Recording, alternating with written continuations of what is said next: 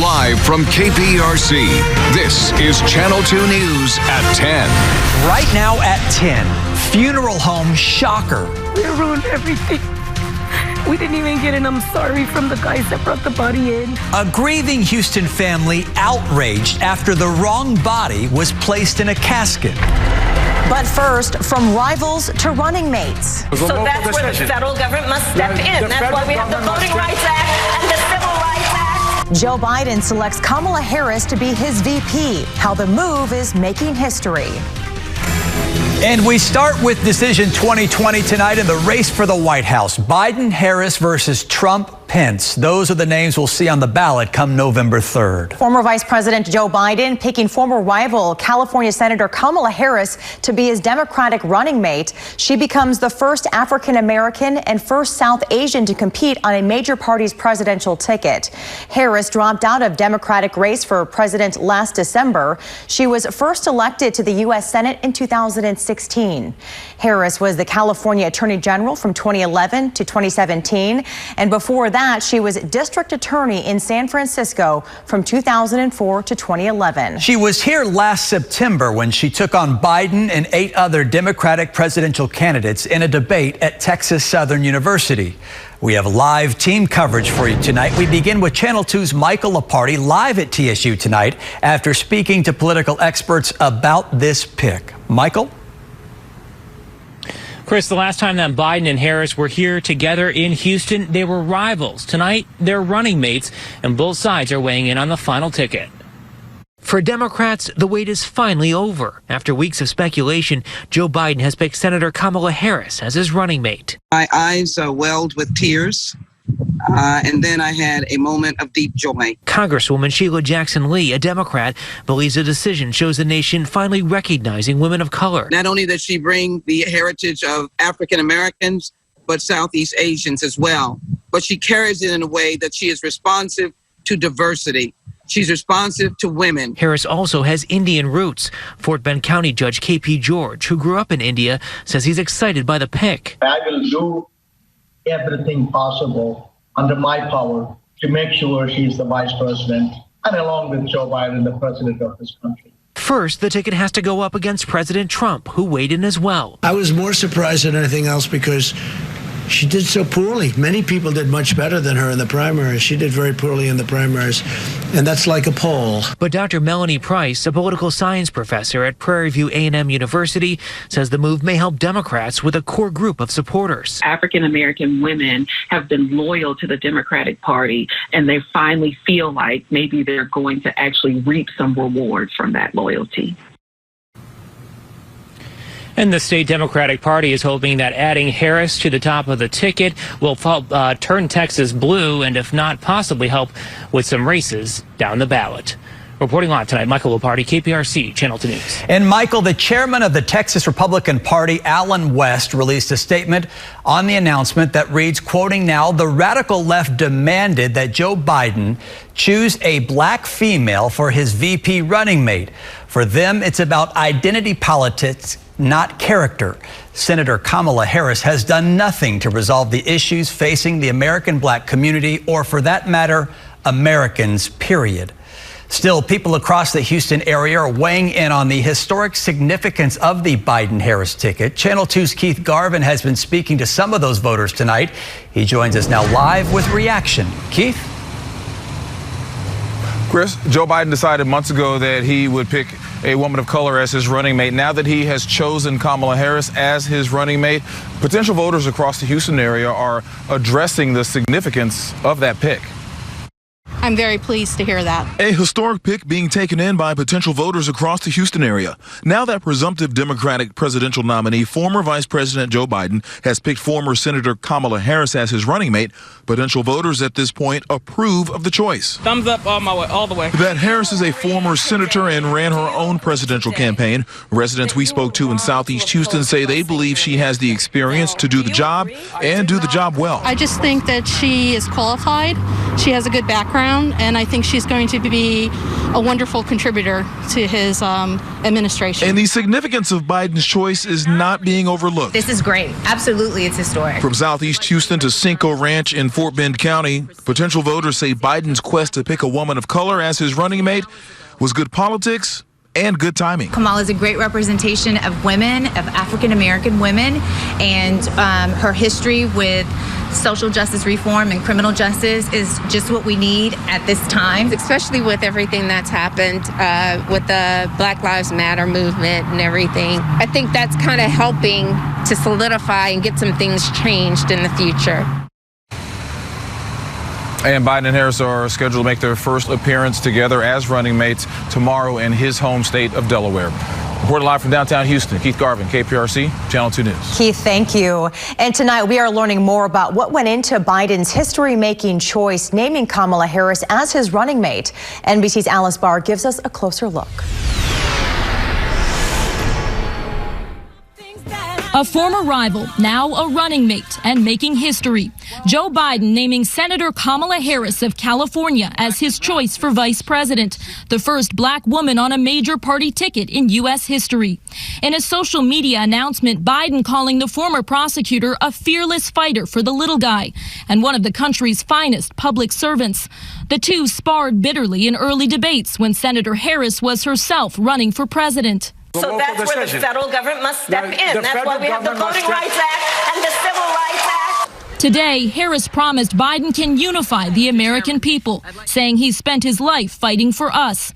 The senator has been a strong voice against President Trump, who's already posted a video attacking her. Voters rejected Harris. They smartly spotted a phony. But not Joe Biden. He's not that smart. And tonight, recalling her debate performance against Biden, leveling a criticism he often uses against women. She was very, very nasty. There are concerns among black voters about Harris's history as a prosecutor when she sent many African Americans to prison. During that time, she also grew to know Biden's son, Beau, who passed away from brain cancer. Their friendship helping forge a deeper connection with Joe Biden. Biden promised months ago to pick a woman for his running mate. And following the nationwide protests touched off by the police killing of George Floyd, pressure grew to select a woman of color. We're crashing through at a time that people are reaching out to each other. Kamala Harris combining youth and experience in what Joe Biden hopes will be a winning path to the White House. In Washington, Alice Barr, NBC News.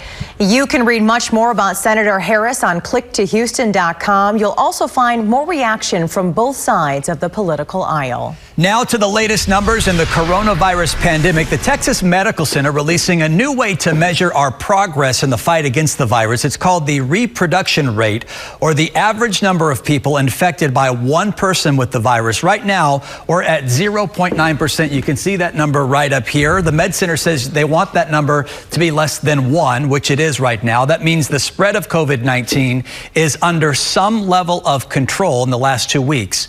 Meanwhile, the state's positivity rate hit a new record high today. 23.92% of Texans tested are receiving positive test results. Meanwhile, the Texas Department of State Health Services says the number of tests being administered has actually gone down. Yesterday was the lowest day since late June.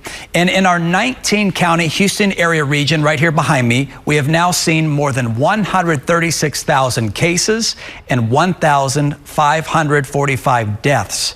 On clicktohouston.com/coronavirus, we have an interactive map to help you find testing sites in your neighborhood, but some of them are private labs and may require payment or insurance. Christine? Chris, and Channel 2 News is your back-to-school headquarters during this pandemic. Thursday night, Keith Garvin and I will speak with a Baylor College of Medicine doctor about the anxiety and depression that children are facing as they struggle with isolation and distance learning. To register for the event, head to clicktohouston.com/back-to-school. There you can also see local districts' plans on reopening schools as well as safety measures that are in place. That is on clicktohouston.com/back-to-school.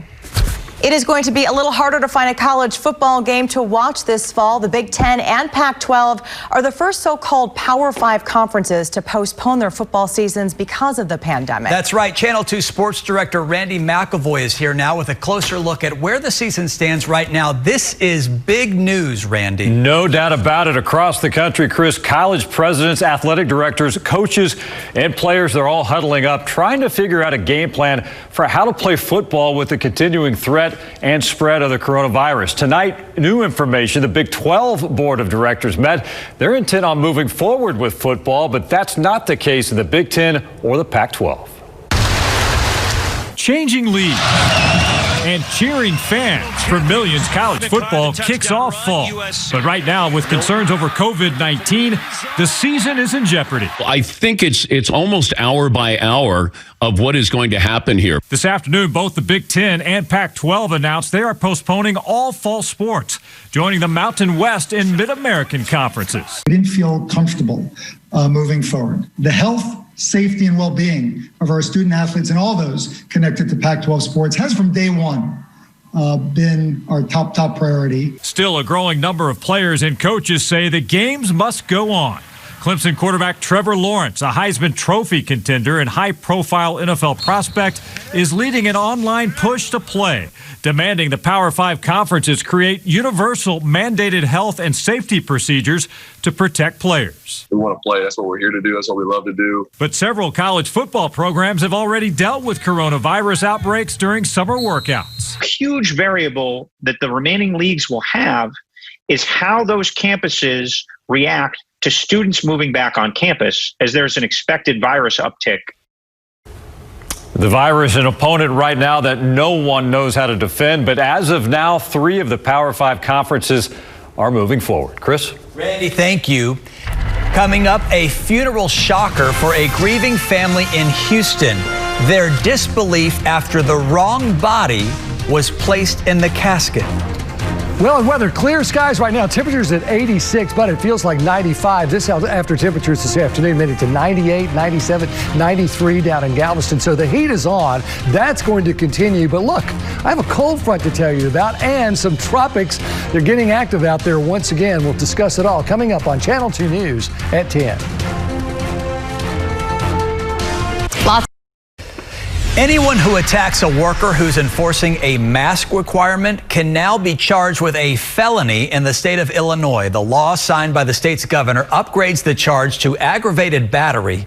The move helps retail workers, many of whom have been attacked across the country while telling customers to wear a mask. Now here is investigator Bill Spencer with a story you'll see all new tomorrow night at 10. You gotta stop because I'm gonna cry on that one. I met my husband here. I raised my children here.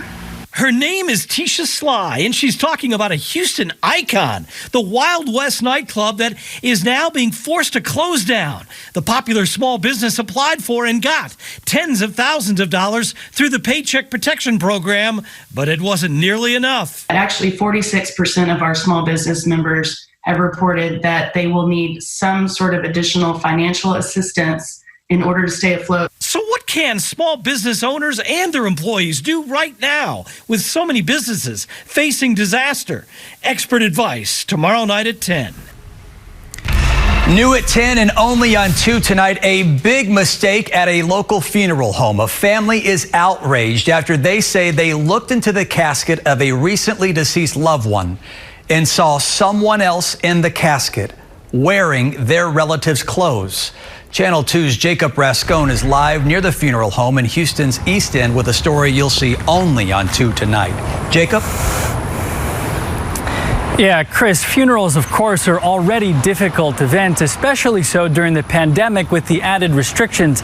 But what the Vasquez family says they experience here at Santana Funeral Directors, they worry may haunt them forever.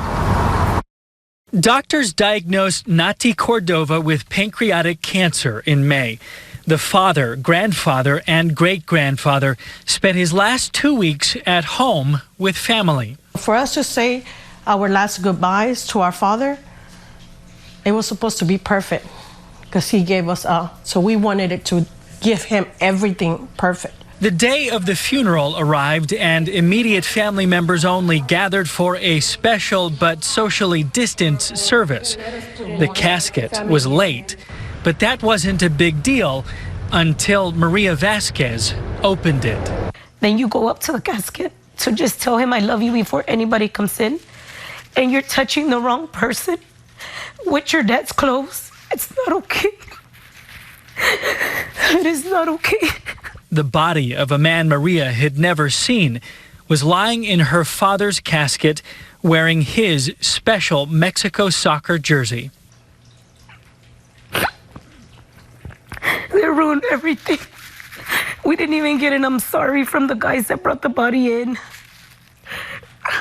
No, nobody was there. The director literally rushed out, left us there. It almost felt like a really mean joke. And it was just horrible. Like we were living a nightmare movie. It was just very traumatic to us and to our family. They eventually saw their father and had their funeral close to 2 hours later. Instead of having, good memories and the perfect funeral for our father because he deserved the best, we're having a nightmare. The family says that the funeral home did refund their money, but they're still not satisfied, and they plan to file a lawsuit against them as soon as they can find an attorney, that is. I spoke to the funeral director here who said he was not at liberty to discuss this particular issue, but said that he feels very sorry for the family. Reporting live here in Houston, Jacob Rascone, KPRC Channel 2 News. Wow. Jacob, thank you.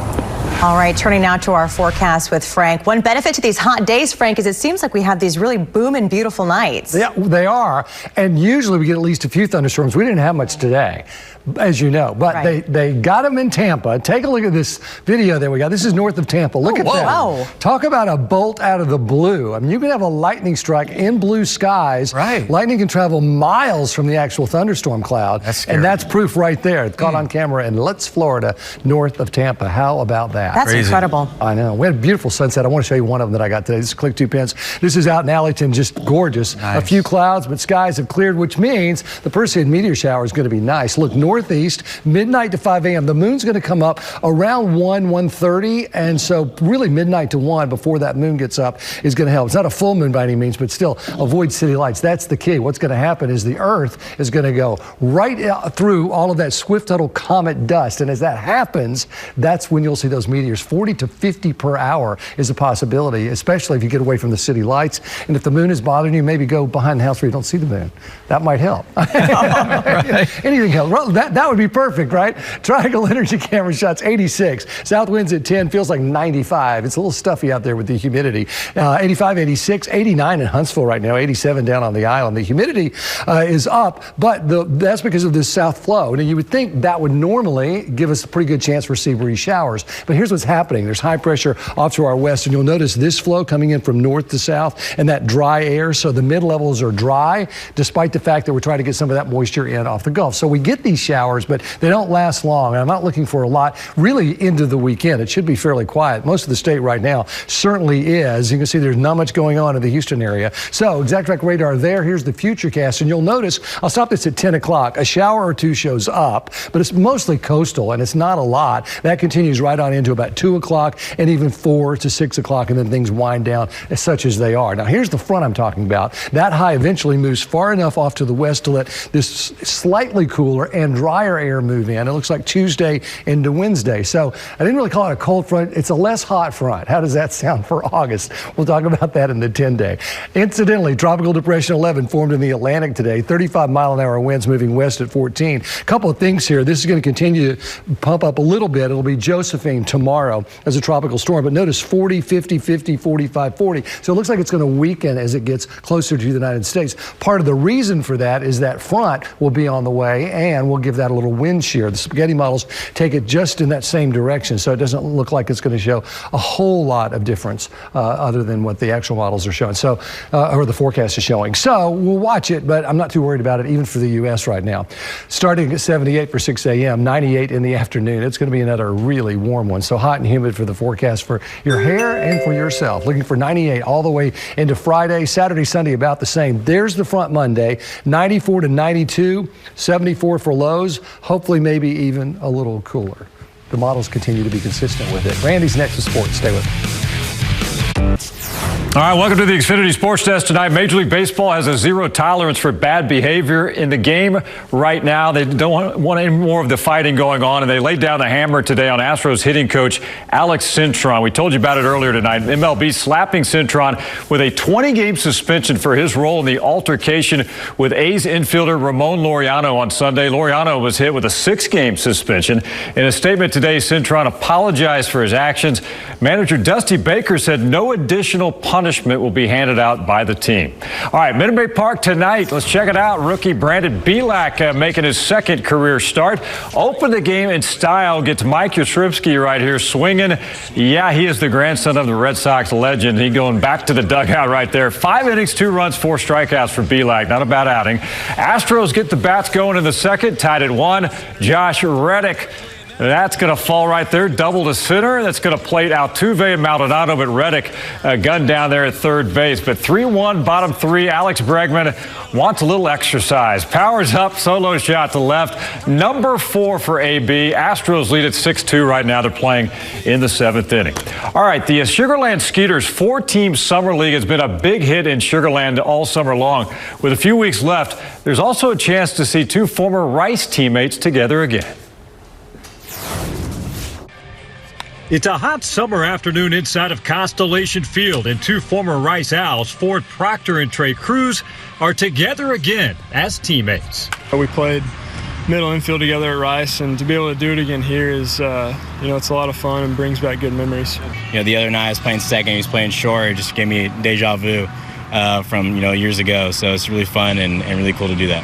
Proctor, a 2018 draftee of the Tampa Bay Rays, and Cruz, a recent 3rd-round pick of Detroit, love being together. And Cruz is asking plenty of questions about life as a pro. He gives me a lot of feedback and, helps me learn as a player. And, the same thing when I was in college. He helped me a lot grow and, just mindset stuff. Both Proctor and Cruz are spending their summer in the talented Constellation Energy League. Both see it as a huge opportunity to hone their skills with the minor league seasons canceled because of COVID-19. Great opportunity to stay fresh and stay game ready, hopefully for the upcoming season next year. Continue to develop is amazing and, really blessed I can play in this league and continue to develop as a player. All right, good luck to both those guys. Rockets without James Harden today against the Spurs. A little matinee action. Russell Westbrook, though, on the floor. Good to see him out there. Hit the first bucket and also showed the nice range. A pair of threes, 20 points for Westbrook. But the Spurs ride DeMar DeRozan's 23 today, and they win, a much-needed win to keep their slim playoff hopes alive. We're inching closer to the playoffs in that NBA bubble. Rockets right now in pretty good shape. In college football, the Big 12, at this point, they're playing. Right. Yeah, as we told you earlier in the newscast, they're moving forward right now. I haven't heard from the SEC yet. ACC looks like they want to move forward. So 3 of the 5 Power 5 conferences, they want to play football. Very interesting stuff. Yep. Thank you, Randy. You got it. Thank you. We'll be right back. Finally tonight, just before Fallon, if you were looking for a jolt back to the 90s, then you have to check out this Airbnb. The last standing blockbuster video rental store in Bend, Oregon is giving residents a one-of-a-kind experience. Families can rent out the store for a night. They sleep in a sofa bed with free snacks, a VCR, and a big screen TV. Free snacks? Free, well, you kind of pay for it. But the price for the whole night, $4. Oh. That's it. Here's the kicker. Reservations are only open for residents of Deschutes County there in Oregon. And there's one big thing they say, please be kind and rewind. You're welcome. Yes.